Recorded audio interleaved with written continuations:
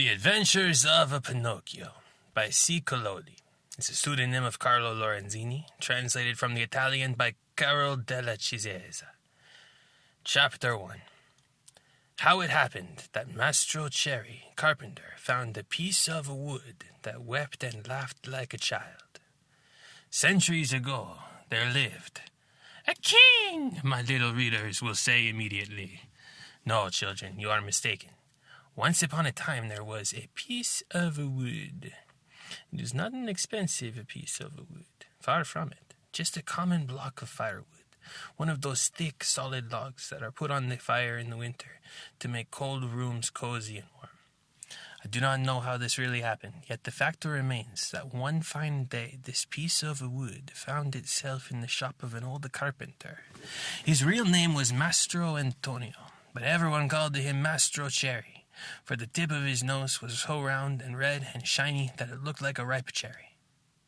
As soon as he saw that piece of wood, Mastro Cherry was filled with joy. Rubbing his hands together happily, he mumbled half to himself, "This has come in the nick of a time. I shall use it to make the leg of a table." He grasped the hatchet quickly to peel off the bark and shape the wood. But as he was about to give it the first blow, he stood still, with arm uplifted, for he had heard a wee little voice say in a beseeching tone, "Please be careful. Do not hit me so hard." What a look of surprise shone on Master Cherry's face. His funny face became still funnier. He turned frightened eyes about the room to find out where that wee little voice had come from, and he saw no one. He looked under the bench. No one. He peeped inside of the closet. No one.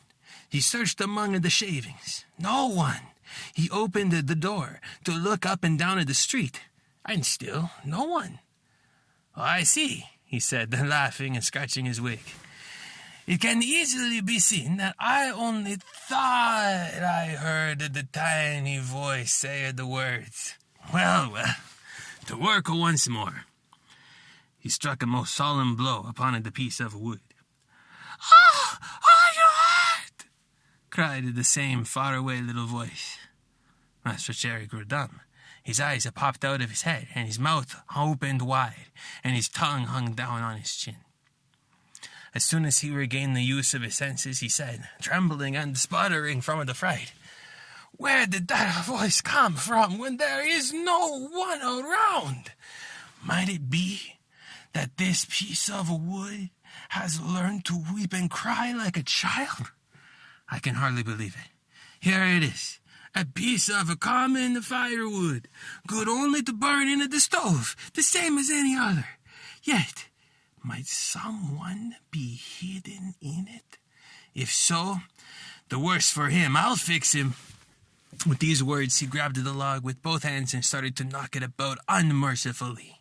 He threw it to the floor, against the walls of the room, and even up to the ceiling. He listened for the tiny voice to moan and cry. He waited 2 minutes. Nothing. 5 minutes. Nothing. 10 minutes. Nothing. "Oh, I see," he said, trying bravely to laugh and ruffling up his wig with his hand. "It can easily be seen that I only imagined I heard the tiny voice. Well, to work once more." The poor fellow was scared half to death, so he tried to sing a gay song in order to gain courage. He set aside the hatchet and picked up the plane to make the wood smooth and even, but as he drew it to and fro, he heard the same tiny voice. This time it giggled as it spoke. "Stop it! Oh, stop it! Ah! You tickled my stomach!" This time poor Master Cherry fell as if shot. When he opened his eyes, he found himself sitting on the floor. His face had changed. Fright had turned even the tip of his nose from red to deepest purple. Chapter 2. You want another chapter? We can have another chapter. We can do a chapter 2. Chapter 2. Mastro Cherry gives the piece of wood to his friend Geppetto, who takes it to make himself a marionette that will dance and fence and turn somersaults. In that very instant, a loud knock sounded on the door. "Come in," said the carpenter, not having an atom of strength left with which to stand up. At the words, the door opened, and a dapper little old man came in. His name was Geppetto, but to the boys of the whole neighborhood, he was Polendina, on account of the wig he always wore, which was just the color of yellow corn. Geppetto had a very bad temper. Woe to the one who called him Polendina. He became as wild as a beast, and no one could soothe him.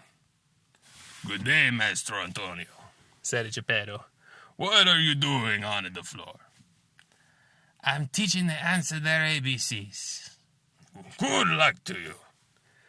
"What brought you here, friend Geppetto?" "My legs. And it may flatter you to know, Maestro Antonio, that I have come to you to beg for a favor." "Here I am at your service," answered the carpenter, raising himself onto his knees. "This morning a fine idea came to me." "Let's hear it." "I thought of making myself a beautiful wooden marionette. It must be wonderful, one that will be able to dance, fence, and turn somersaults. With it, I intend to go around the world to earn my crust of bread and cup of wine. What do you think of it?"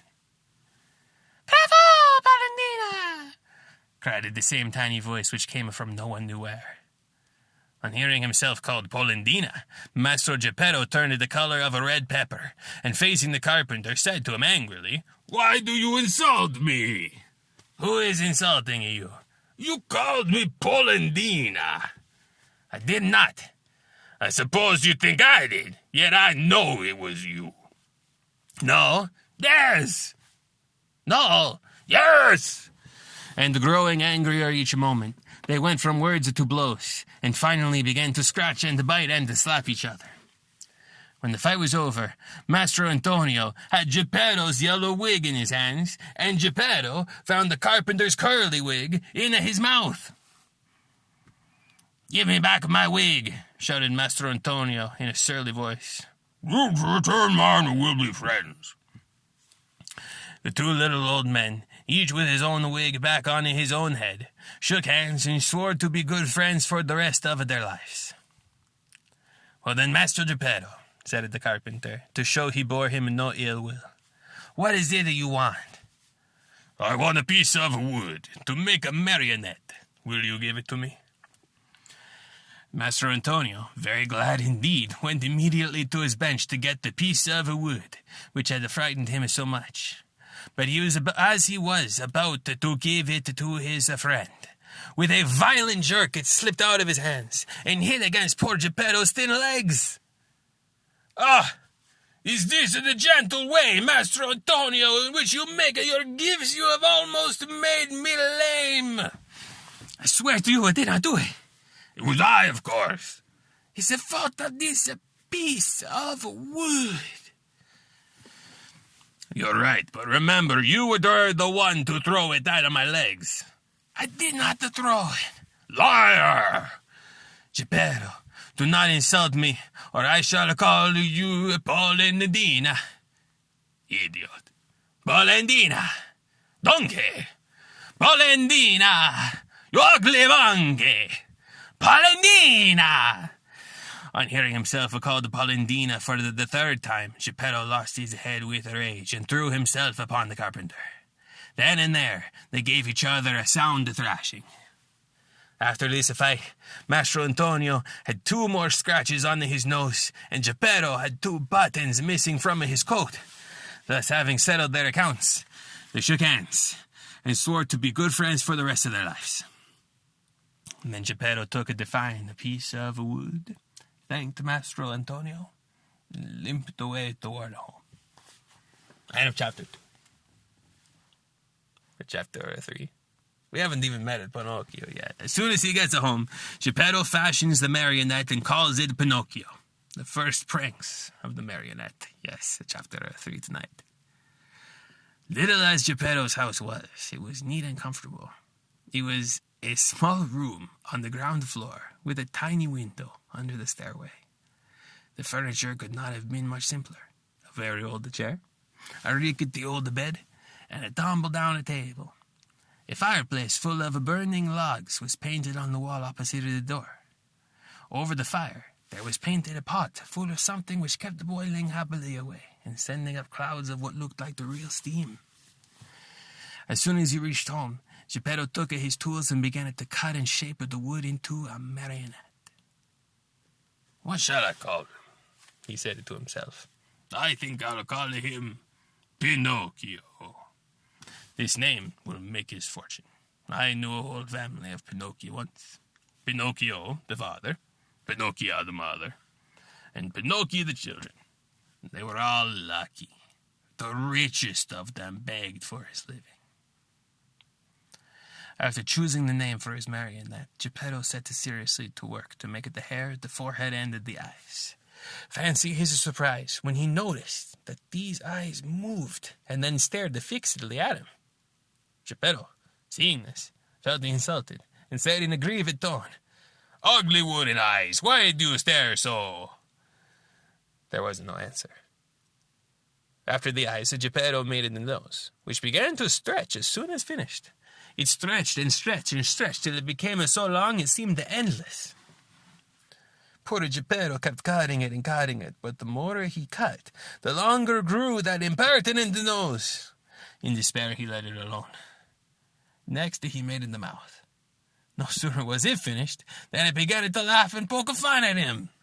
"Stop laughing," said Geppetto angrily, but he might as well have spoken to the wall. "Stop laughing, I say!" he roared in a voice of thunder. The mouth stopped laughing, but it stuck out a long tongue. Not wishing to start an argument, Geppetto made believe he saw nothing and went on with his work. After the mouth, he made the chin, then the neck, the shoulders, the stomach, the arms, and the hands. As he was about to put the last touches on the fingertips, Geppetto felt his wig being pulled off. He glanced up, and what did he see? His yellow wig was in the marionette's hand. "Pinocchio, give me my wig!" But instead of giving it back, Pinocchio put it on his own head, which was half swallowed up in it. At that very unexpected trick, Geppetto became very sad and downcast, more so than he had ever been before. "Pinocchio, you wicked boy!" he cried out.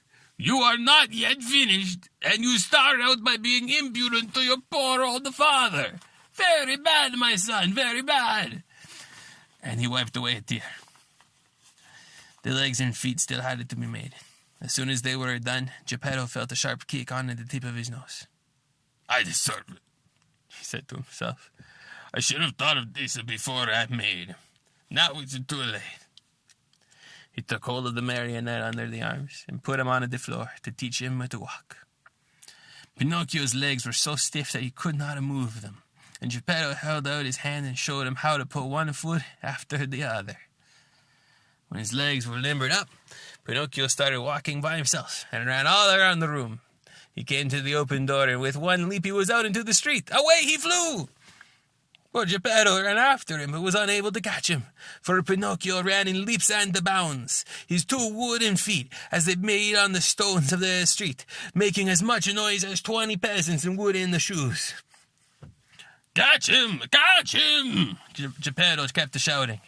But the people in the street, seeing a wooden marionette running like the wind, stood still to stare and to laugh until they cried.